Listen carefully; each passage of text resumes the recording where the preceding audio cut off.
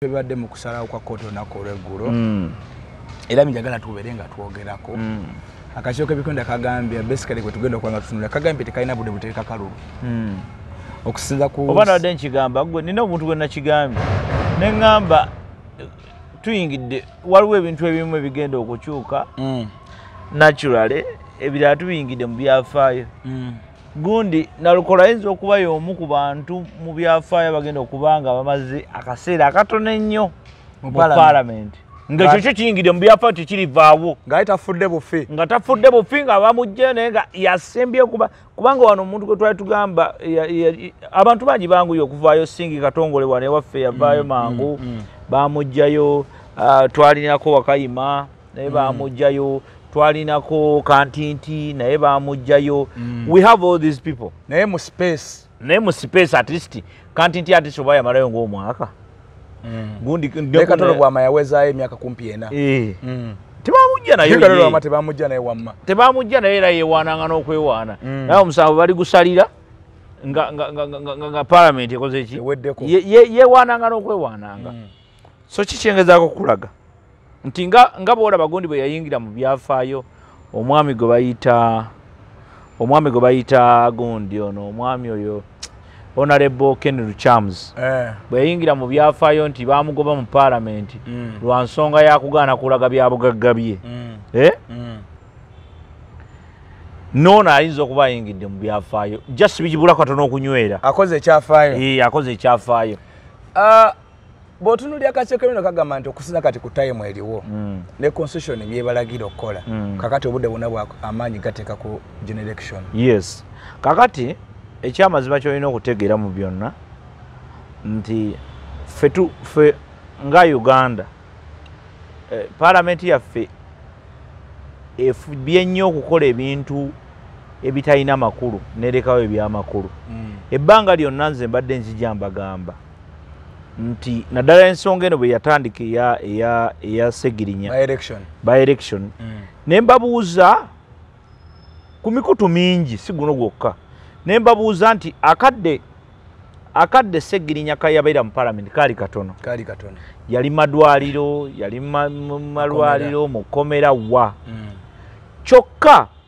temwafuba kulaba nti bateekewo ateesa ani yali ateesera bannakabawempe ekiseera ekyo tebaalina kubanga n'owa south kati gino emyezi egisigadde yeesatu ng'afudde emyezi 4, 5, 7, 8 kyanjawulo ki kye banaateesa kyanjawulo ki kigenda kuteesebwa okwonoona ssente w'omusolo kubanga waliwo enteekateeka nnyingi buli lw'oba okola etteeka teri tteeka likolebwa nga terina kigendererwa naye wateekeddwa okubaawo etteeka okusinziira ku expenditure ebadde ebeeranga mu bululu buno obwa gundi by election n'obulamu bw'abantu you are saving emotions abantu banyooma emotions n'ekintu kikulu nnyo emotions waliwo money cash money waliwo resources ez'eggwanga ng'eggwanga waliwo okumala obudde n'ebiseera abantu balina okukola ontegere bulungi nnyo n'okuteekako permanent damage. Yes, kakati ebintu bino byonna essaawa eno twali mu kalulu ako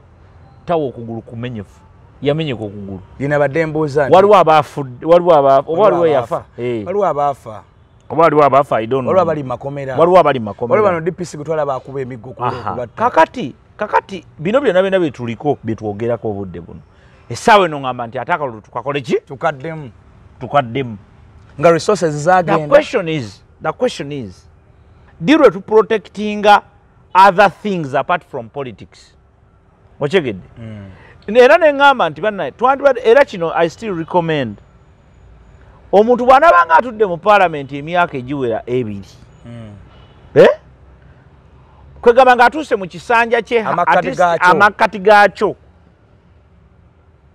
ne bwe bamugjayo nga bamugjayo lwakubba kalulu naye nga ekkooti eruddewo ne bamutuuka mu makkati avangayo buvi oba afudde afanga bufi naye ne tugenda mu maaso neki neggwanga ne lyeyongerayo ne tulinda kalulu kaddako so sikudda mu bino byakalulu ageni kalulu ffe mu Uganda mu East Africa yemu ku ggwanga erikyasinza okubeera ne politics gwokimanyi nti wano mu Uganda politics waffe taggwa Mwama akamala bavubuka nemudda kwa kadde nemudda ku kundi nemudda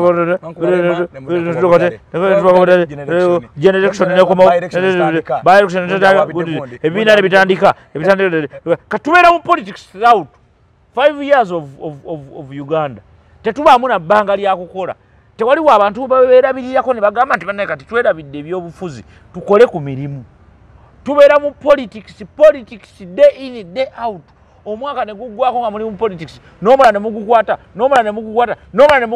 ne muyingira mu generation kati abantu batandika wano mu Uganda abantu batandika okuteekayo ebipande ku makubo olimbu yeesimbyewo batandika last year nga bolayo emyaka egi ng'ebipande obiraba eby'abantu abeesimbyewo ekibuuzo ne kibeera differe tukola bodeka nkubuza ekibuuzo kino emberebezi yonna yaviddeko omusango ogwo okusalibwa mu nsalibwa gye gwasaliddwamu nambi yesinga kwesibako polling session 16 ezitabalibwa ayinza oba yali mutuufu kubanga obululu bwe tebwabalibwa naye di ebitongole bino ebikola harmonization nga bigenda mu processing eyakalulu kubanga polling session ezo obutabalibwa kirimu n'ebitongole ebyokwerinda exactly byebasinga noleeta yasinga kalukali free and fair tewali wadde omusirikale aliwo yekka police constable ali ku polling station subira nti ezo polling station zandiremeddwa yes ate ne gundi ne deployment eyakolebwa eyagikola electoral commission because electoral commission yo obuvunaanyizibwa bukwasa ki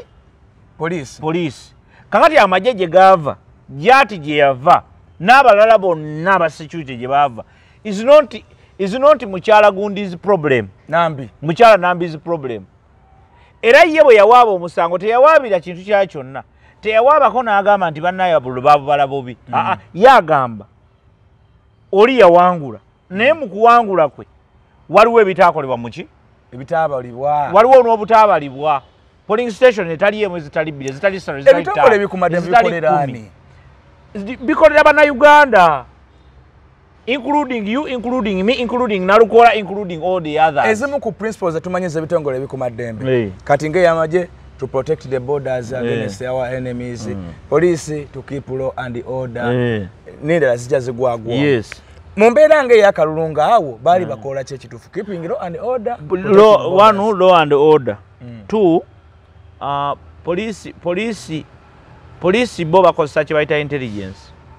Oba n'amagye. These are all sister agencies ezisobola okujja mu kiseera kyonna okusinzira ku need in case of a need kakati ate police erina akawaayiro akalala gwokimanyi police esobola okukukwata nga tolina musango okoze ng'oteeberezebwa yo neegamba nti twakutte kye tuyita preventive what arrest kakati bakola ne preventive deployment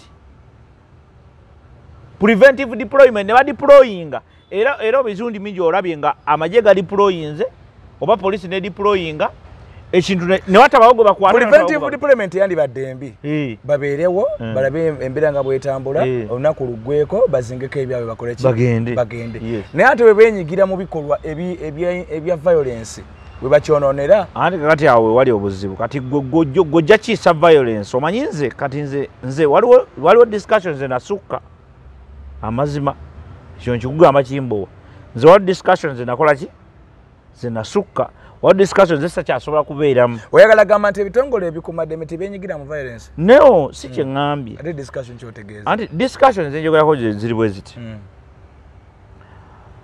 si kyayagala kwogera bigambo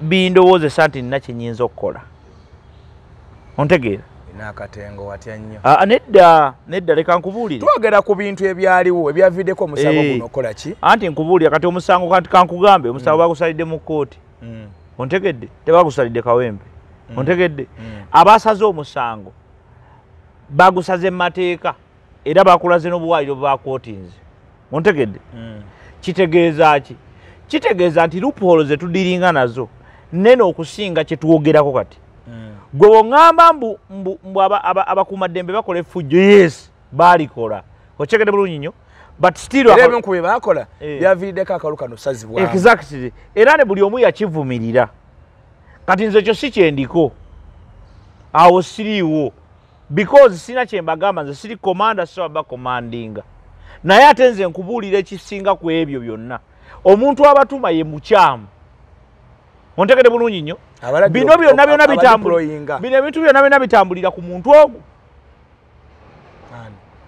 ogwo President Museveni nze nomba ndowooza teyabimaye na bimanye ebyo President yatambulirako ensonga zino zonna ndi President Museveni ye bw'atunula bw'ati ye kati nawano wenyini kana akalulu ke Kawempe kagenda kukola omulimu munene nnyo okulaga President Museveni how ready is Bobi Wine and how ready is the team kubanga bo baamulaga nti bali ready bale mu concentrating ku bintu ebyamakulu ne baconcentrating ku birala kati yatandise bakwatamu physically one on one struggle yaddala etandise kati akugambye kuba kati mupulichinga gundi protest vote ochekedde kati omukisa weeguli protest again and vote again omukisa kati weeguli wati protest vote yaddala ina kutandika kunalukoola kuba kati bamujje mu parliament kati ekitongole kye ekimu ne kigamba kati nkulaga ebyobufuzi nti kati tuli mu byabufuzi gwe kyenjagala omuntu atulaba ajje mu bwongo bwe jamu amateeka jamu obukuumaddembe tandika kati okulowooza ku byobufuzi ebyaddala nti president avunaanyizibwa ku ssaabalamuzi w'eggwanga kuba yamulonda president avunaanyizibwa ku muduumizi w'amagye kuba yamulonda president avunaanyizibwa ku IGP kuba yamulonda president avunaanyizibwa ku byokulonda kati webyekulonda omusazi w'omusango agambye akaluka alimu vulugu mungi n'olwekyo ono alina ensonga eri validi ekifo ekyo tukiranze kiri vacant era ye yabadde ensala temwabaddemu penalty zonna it was clear the place is vacant akaluka alimu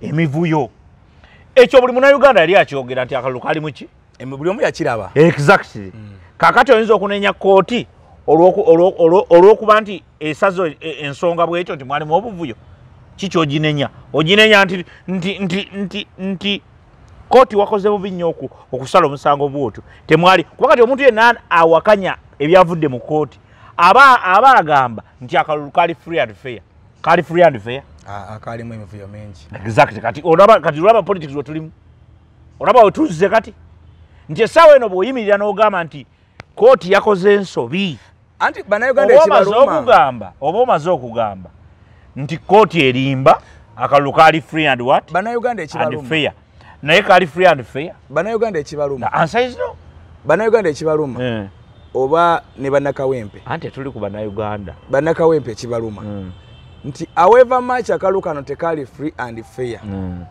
neera side yali enyigirizibwa mu kalwako yali yeraga lwatu era yalabika kyokka ate side yali enyigirizibwa ebe yanyigirizibwa mu mbeera zonna naye Katonda n'agikwatirako nesobola owangula ki akalulu Katonda yabadde afudde lwaki tebawangudde n'omusango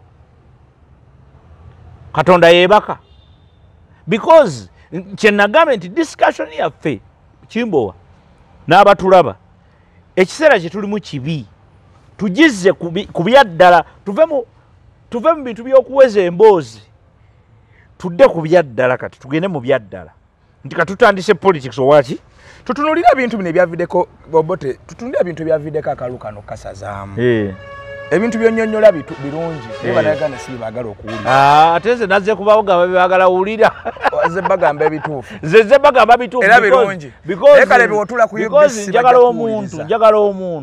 omuntu bino byonna tusobola byogera naye njagala omuntu agende alabe Kimbowa updates omuwe update nga ddala update oleme kumugamba ne bagundi bye bamugambye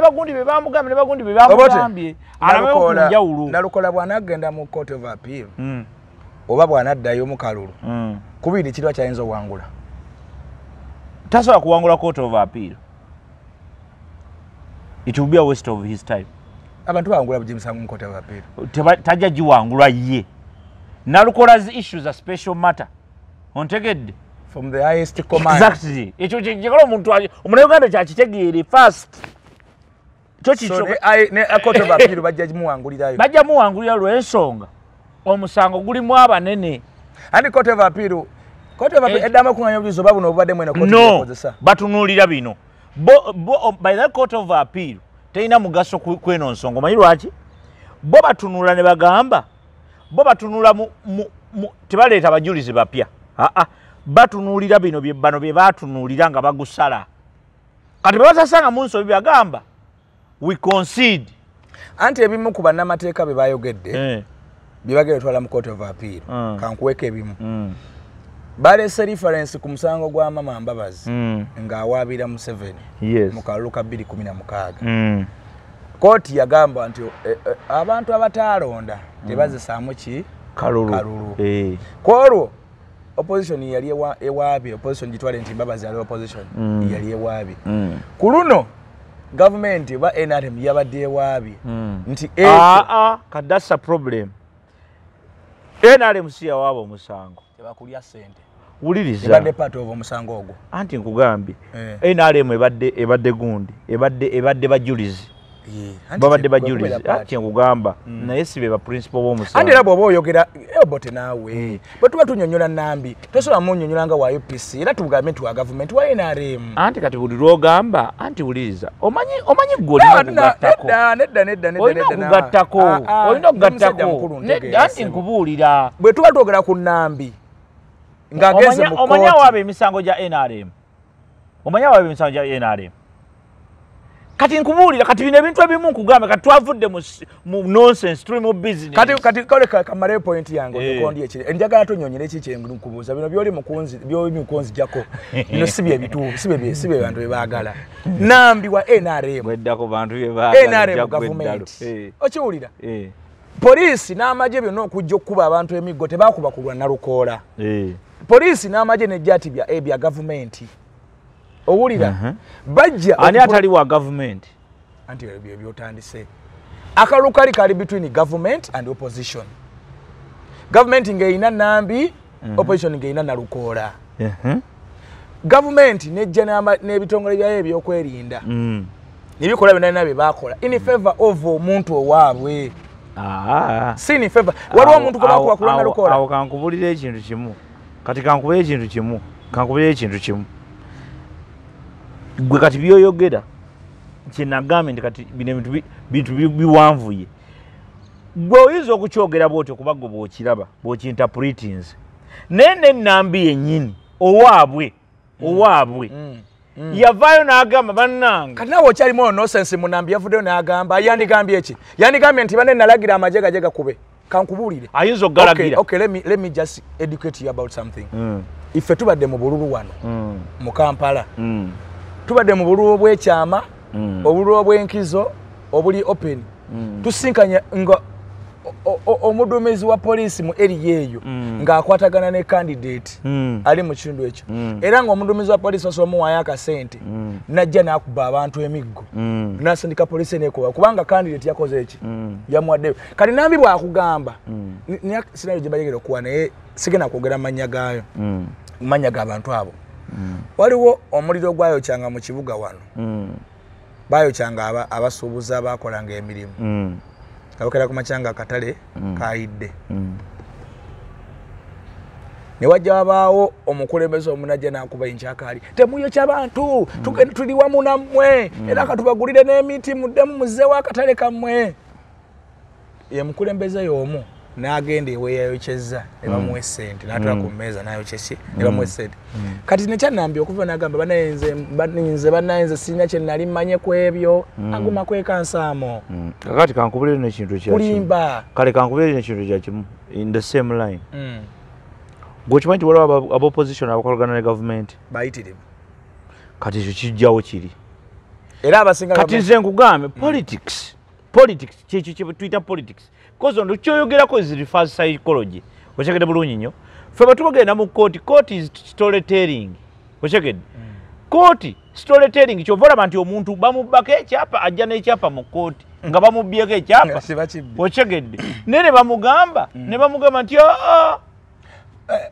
omusango era ne bagumusinza okyegeza kugamba kaki kyengeza kugamba nti kyoyogedde kinyini you have answered the question that what we are dealing with is bigger than what we are discussing. Kyefaananyiza n'ekyo yogedde nti oba ebitongole tulina abantu wano ng'ayambala bi opposition naye ng'akolagana ne government. Tulina abantu nze kati kankugambe nankankugambe nkubulire ddala nkulagire ddala kiri kye tubadde twogerako. Nze ninayo abantu be nali mmanyi nga bamukwata ku makya saawezi kyabeerawo nnyo ku gundi ya Besigye nga bamukola ku saawezi 2 zigera okukola saa 8 zigera okukola saa 6 ng'alika naye nga byonna bitegekebwa kiro tugenda kukeera ku makya saa 12 era ng'okwekalakasa kwabwe kwabanga kwami naye nga bo kikibabala oli anoonya political capital nti bankutte ate nga newa polisi naye akola kituufu kubanga naye akuwa ensonga lwaki yabakutte. Kankweyo akaboozi kati kankubuuza ekibuuzo omusajja oyo w'ebyokulonda bwe yali asoma ebyokulonda wali bagita bata Mutale Center yali eteekeddwa ng'awantu awamu awaawo nambi amuwaawo olusanvu bwe yafunye ensanvu nga bayongeddeko 0 abanuupu nga bakola ki nga bali alert era nga balina DRA form entuufu.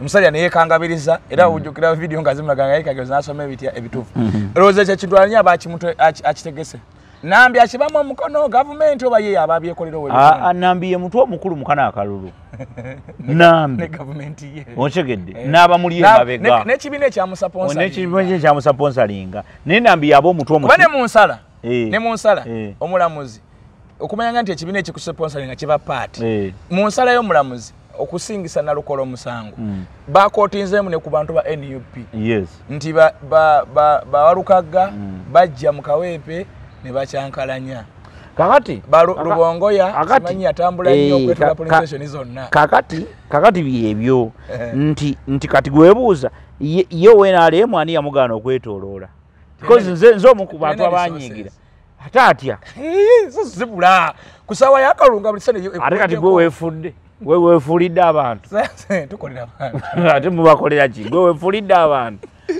kubanga wanze oŋŋambye neewunzise kati guyo otandise okwewunzika NRM eyinza okubulwa ssente so kitegeeza ki bino babbalamu be bagamba baleeta amayinja tata y'amayinja ani asinga bbalamu emmotoka ennene lwaki ye teyaleeta tuleera.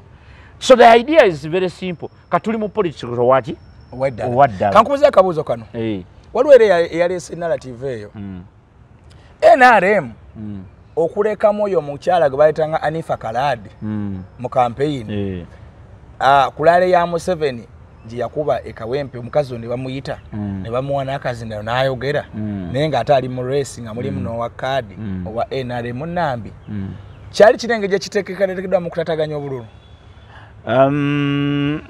Was it a planned move? It was a planned move kubanga bobeera n'abaana bo babiri kubanga ye Museveni you have seen him, you have seen President Museveni do this many times. Agenda n'atuuka awantu ne bamugamba nti muzeeyi ffe twagala gundi ontegedde kakati n'agamba nti nze mbadde mbaleetedde gundi naye bamwagala gundi mwe mukola ki baabo nze kumunandeetera yenna nja kukolagana ki naye. That was part of the plan. But then too, akalulu kana lukola lwaki kali kasinga ku bululu obulala bwonna. Akalulu ako koolabaawo. Mukyala omwana ono eyali mu kalulu. Mwana wa mukulu mu NRM. Kyala Nambi, mwana wa namba 2. Kati omukulu ateekeddwa okubanga yatuula wansi n'abuuza. Ebibuuzo. Remember omuzanyo gwali mungi nnyo ku ground by NRM. NRM yalina enkizo okuwangula wabanyonyola wano ebibali balina n'oyitamu era ekyamazima tebaabikola.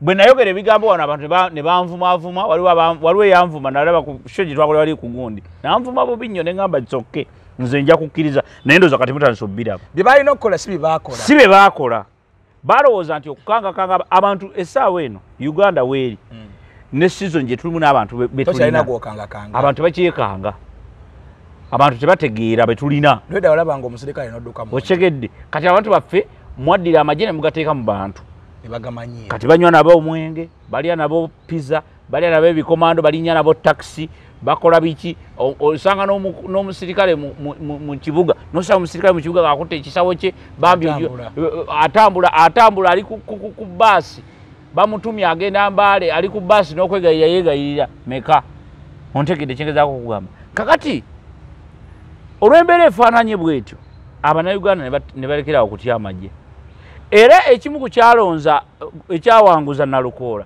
nti amagye bwe gaabeerangawo ate bano ab'NRM be batagamanyiira ng'okimanyi ab'NRM tebamanyi amagye tebamanyi nabbimanyi baana bamukikomera kubanga bo Museveni waabeera amagye gabeerawo ate kukola ki kubawa protection ate bano we babeera zibambooko kati ono abaamanyi n'okumanya era abaana bayaaye bo bayitanga mu magye ng'ayita omuzinga gumutuddemu n'atambula bw'ato n'agenda n'alonda n'avaayo ow'NRM bwe yalingizangayo n'alaba sina gye ŋŋenda kati ne bagenda ne bakola ekintu ekyali ekibi ennyo ku lunaku lw'okulonda etteeka lyayita of course ng'etteeka bwe lirina okubeera ng'oweneyo n'oweNRM tolina kwambala kirala kibiina gwe yambala kala eninomu kati ng'otunulira oweneyo tomumanyi n'owagu ntomumanyi bonna bali awo kuleka ng'omumanyi physically nti ono gundi so kikyengezaako okukulaga ti mistake yava waggulu yava mu nteekateeka kati abanenya kkooti kubanga abantu baffe balina ekizibu abantu bonna batunulidde ki kooti naye ensala ya kkooti okuleka nga tomanyi mateeka oba nga togenda nko mu kkooti kooti esympathizinga nnyo compared ku byaliwo Nalukoola embonyaabonyezebwa bw'okimanyi nti kooti buli lwogendayo koba eggwe kooti etunulira nnyo eyawaabi kuba yabeera yanyigiriziddwa yo kooti eva bwetyo bwetunula ate kooti tesala mazima kooti esala amateeka kyegalagira obudde obwo kooti teriiko ebyo nti gwe maama abantu babajje ku mataka gaabwe nga kuliko n'emirambo gye baziikako that will be good evidence nti baluddeko olina janaga zenina ekyapa zennyiniwo kati yo kooti esala ekkooti esala kiriwo kwagali kooti toginyumiza ne bw'oleeta obuleesi omugundi omubi ng'okimanyi nti abantu bannalukoola abamu baranaagira onkyegedde ekyo kyokka so kati bino byonna bye twalaba violence yaliwo etuuka ne media houses okusikayo abaana baveeyo mu field omusirikale yankwata bwati ng'omugo gutabuse omusirikale yankwata bwati ebina kooti ebiwuliriza naŋŋamba mudiriitinge buli kyemukutte nemuga munnaye kati nze nali nemuga nze sikwata kamera nempita munnaye gwe nali naye nemuga jangu nadiritingiramu nebye twakwatira awo emmotoka ya Nalukoola tulajjukira bagikuba mutiya gaasi nefiira kukubo ebyo kooti tebitunuulira lalezeze kooti togigamba mbu ttaka lyange liri kwe naziika ne maama wange owaluli oleeta bujulizi obwo kati ono bw'aleeta obujulizi obugamba nti chairman wuuno ow'ekyalo yasayininga nti gwe chairman wekikiye ID yerwa nti yiino kooti jjukira kooti zaffe ekkooti biggwera mu kkooti wali mu kaluumu awo webiggwera naye nga ate ensonga gye boogerako eritirinyi nga olulimi lw'amateeka lwe luli awo kakati kyabadde wali nze nina ekintu kye nalaba ne ŋŋamba bano bagaye bayinza obawangula omusango kubanga n'empaaba yali yanjawulo tebawaabira Nalukoola nti yabbye akalulu bawaabira Nalukoola bawaabira buwanguzi bwa Nalukoola ng'oli omukazi agamba nti waliwo polling session kakati ye judge akakalulwa Bayolo means yali abadde asobola okukikola ekyo era yakikoze okyegedde bulungi nnyo so kati waliwo emizannyo egyazannyo kati kyenkugamba ekiri ekyo ebyobufuzi nti kati tutandise byaki ebyobufuzi ebyaddala nti kati essaawa eno gwe abadde agamba abantu nti protest vote kati gyolese kati ontegedde kiki kyemutegese because kakati omanyi waliwo kye bayita opportunity politics is using every opportunity President Museveni si yaleeta kano akalulu naye kati yamaze okukafuna nti kano kajja kunkolera akasuubudde nti embeera yasagiri nnyo okufa kati erina bingi byeri mu kumulaga how organized ayunga ekibiina mwami Kalungi akalulu kano mwe bayanjulidde ekitongole kya Jati. Jati inawe yali erabikiddwako wonna. Erabikiddeawo. Yaliwo naye badde tekyakola nnyo. Nambo janjula officially. Kuba kukujina ebeera nga unveiling ekitwalaba. Eba nga unveiling. Kati ekyokubiri akalulu kagenze mu kooti kali challenged. N'alukoola mu kuwangula kwe yalwawo okuteeka mu gazeti ngibwa. Okulayizibwa yalayizibwa mu office. Tugambe nti Mwami Museveni, President Museveni agala kulagako nuupu nti wa yes. Kuba nabo baamulaga. President ali mu lutalo lwa serious ne nuupu yo just nabuuka. Naye wano era omuntu asinga okuba ku test enene sinalukoola. Bobi Wine. Honorable Kyagulanyi Ssentamu. Kati gwe batadde ku test. Bamutadde ku minzaani webati. Ko musajja yawangula ne baga tojja kulayi. Nemutekawo ekibuli bamutadde ku minzaani webati. Kati kubanga nakugamba waliwo ekintu kye nayogerera mu binyize njogera binyiza. Nayogera ekigambo ne ngamba ti Museveni talina kyakola nga tekiyise mu mateeka. Bamusajja akola bate ne baga nedda. Amateeka Museveni alwana nnyo ku butakola degree. Era alwawo zikola. Yakoma zikola mu COVID. Okuyisaawo ekintu ng'akosesa powers. Ndagidde nga Museveni kino kibere bwe kiti. Bwali asobola okulagira naga akavuyo ke nalabye wali. Siddamu okulaba yakalulu eyo. Saagala kasasiro oyo. Kyenjagala kimu baddemu balonde. Ekyo yali asobola okukikola. Naye yabayisiza mu kooti. Yabayisiza mu kooti. Na kati gwe diringa ne kooti. Ye ali wali aliwa. Kyeki kyamukumira ku international community. Kubanga international community ebyo bye yagala. Nti walagira akalulu bwe kati ne kaddibwamu. Ontegedde. Oli musajja mubi nnyo oli dictator. Kyobala nti buli avaayo n'ajja proud n'abagamba I am a very good dictator. Who organizes the election? Organizes the election and he wins. Kuba kati tolina bojja kugamba ndi Museveni akoseza amaanyi ge. Ng'akulaze nti omusango badde mu kooti wiiki simeka.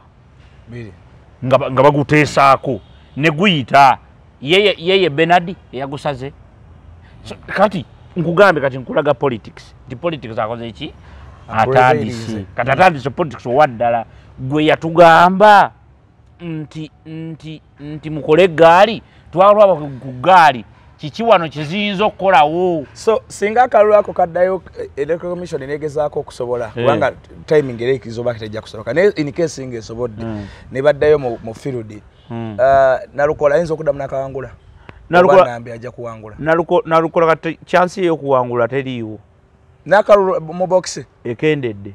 Nedda si mu box. Ako mu box ayinza okawangula. Ngamba akalulu ku ground ekawempe. Saka kooti. Ngamba nga waze amaanyi gakendedde. Waliwo kati abantu n'abamuwalana. Kati waliwo campaign egenze wansi awo gy'otategedde. Okimanyi nti waliwo abantu abanyigira Nalukola nga yafunire emmotoka. Baite bakimanyi nti agenda gifuna. Abantu baffe tobamanyi. Tomanyi bantu baffe. Kyagwawo kibwatukira. Abantu baffe bwe batyo. Benefits z'omubaka parliament ziri. Waliwo abanyiga ne bakola ne conference tojjukira bujjukizi. Waliwo abanyiga nti Nalukola funa atye emmotoka. Yali yakayingira bali bamuteze n'ekintu ekirala yali yakayingira ne miliyoni 10 ekikumi yakifunye ekyokuyisaawo ebbago ly'etteeka lino ezo zo ne yeerwanako naze ezo yalwanako kubanga bayite bannabo ezo nazeegaana n'awonera era atandise ebya kooti okyegedde bulungi ezo nazeegaana n'awonerawo. Waliwo olwedda abantu kati remember abantu si banyiivu tebagenda kwongera kunyiga bongere bamulonde. Ate baweddemu maanyi. Kyogamba kule yalonda Nupula era jalonda NRM singa kaddibwamu awo. Ayinza obutalonda ate aba NRM ne balonda. Kuba kati ate ddiiwe eriwo kati essaawa eno as we speak. NRM jjukira luli akalulu kano President Museveni tekaliimu.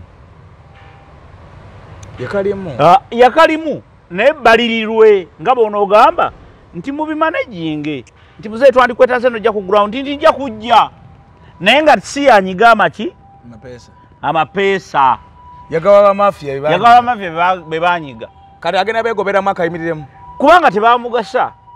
Akalulu yali akeetaga kati kamu ssente nnyingi nnyo era na bino ebyokugenda mu kkooti nakugamba ebyokugenda mu kkooti byonna biva ku kuba nti yateekamu ssente ze kati yababuuza accountability eruwa ne bamugamba basiko walinze hanti nkugamba basiko batubba.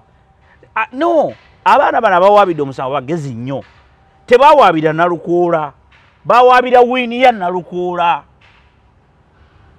Bachalenjinga wini. Bachalenjinga wini. Ti Nalukoola yabadde clean. Ekyamazima kiri nti bamulonda. Ago ge mazima yawangula akaki? Akalulu. Atenga yamukuba hands down. Ate yamukuba hands down. Kakati bano baba akugamba. Fete tufaayo yawangula. Naye yawangula mu buki? Mu bukyamu. Ochegede. Bino benebera nababiziika. Ne bagamba nti kati fe tukuchallenginga buwanguzi bwe. Kati we wali problem. Kubanga waliwo obululu obusinga obungi bulijjo. Bawabira muntu tikimbo yabba kaki? Taina buyigirize. Taina buyigirize yabba akalulu yawa abantu sente ekyo si kibawabira. Ngokimanyi nti nagundi nabi yawayo ku sente. Tomula ko agaba sente. Taina lemo tojimanyi naawe. Naye kyenkugamba ng'omaze okulaba ekyo. Kati lwakyawaaba. Kitegeeza nti yawaabidde atya. Empaba yabadde very smart. Kati abantu baffe bo batunulidde ekintu eki. Nalukoola yagamba tewerabira amaanyi g'abantu ng'omulonzi agenda olonda. Ochegedde kati bw'otandika okugamba ebyo kati omusajja akugambe nti omusajja agamba tewerabira amaanyi g'abantu. Kitegeeza kuba campaign kuki? Kulonda. Naye nga nalebako ku mmotoka eya NRM ng'ejjudde ebipande bya pulezidenti wange omulungi ku lw'okulonda ng'epaakinze ku polling station emu ekawempe. Era ne ba RDCs ne balabibwako ku polling stations ezimu. Yes. Kitegeeza nti ekkooti yo tetunuulira ebyo. Ekkooti etunuulira awaabye ne kyawaabidde. Gwe bw'oba olina okuwemulugunya naawe waaba kuba kkooti ebanzigule. So ku ground Nalukoola bajja muwangula. Gwe bw'ogamba Court of Appeal tajja wangulayo? Court of Appeal tajja kuwangula. Kubibi yayinza wangulako ekimu. Anti mpuliriza. Court of Appeal tegenda kuleeta kipya kyonna. Yanjawulo ku kino ekyasalidwa. Egenda kukwata bukwasi bino ebyasaliddwa ebitunulemu. There are possibilities nti eyinza okukola ki? Eyinza okugamba nti ebyakoleddwa tewaliwo nsobi. Kubanze ngezezaawo okulaga kkooti. Abantu bano abeesibye ku kkooti. Wadde era esobola okugamba nti mu kusala mwabaddemu ensobi. Mwabaddemu ensobi. Naye basobola era okuteeka byombi kale bisoboka. Bisoboka. Eri kkooti. Bina 5/5. Aha, eri kkooti. Percentage. Ontegedde eri kkooti. Yes. But understanding tuli mu politics. Owa protest. Owambalageko nange. Kuba kati gwe olutega protest vote ye na protesting amateeka. Biki NRM byesobola okuddamu kozesa byetaakola okuwangula akalulu ako singa kaddayo ku ground. Just organize themselves. Sente baziteeka abantu abatuufu. Kubanga ekyamazima sente zaali zimala bulungi nnyo okuwangula akalulu. Ne bwe kyandibadde kitegeeza kabba nga bwe nagamba ne banyiiga. Okimanyi nti osobola okubba omuntu n'atamanya? Oba yanditegedde naye ng'akuba bukubi mu ngalo n'agamba nnawe abasajja batubbi. Omanyi omuntu okugamba abasajja batubbi banna. Abasajja batubbi banna. Nga buli polling station tebasoma Lwenda. Ne bafuna yezi. Ne bamukuba range ne bajja akalulu ne kajja kali. Neze kugabe nga nalabako ku polling station gye bayita Bishop Mukwaya. Natuukawo nga tewaliwo na MNRM n'omu. Era n'olwaleero nkyababuuza. Tale center yammwe yaliwo. Tebalina. Kati ekyo kati you cannot challenge that. Naye bo kye baakoze ekyo baakikoze. Okay, NRM we congratulate Honorable Nambi. Era kakubule bafunye wini. Kutoka kweli ddala. Era akasente bagenda kuyoola nga bagundi. Bagenda kudamba bayiro omudde. So watuuseko ku kye watuuseko tukuyozaayoza katukusabire n'ebinaddako byonna kubanga kakati akakiiko ebibikonda kasolo gamba nti kalina budde ne bakasuka mu generation.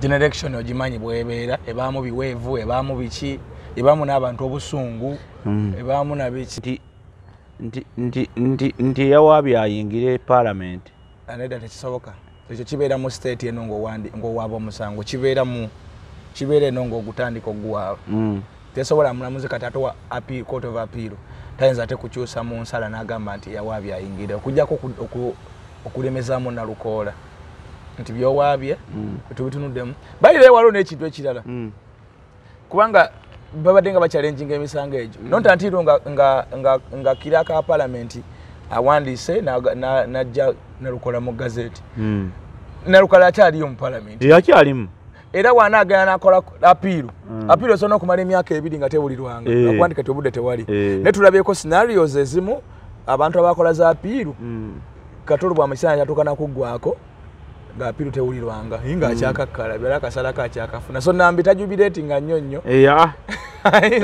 no nkugambe kati guno omusango ali gwa politics namboze okujja mu parliament mu 21 yajjira kwa apiru Bakalwa Mukasa yali yamubba naye Bakalwa Mukasa yamalayo emyaka egi bamujjayo ng'esigadde gumu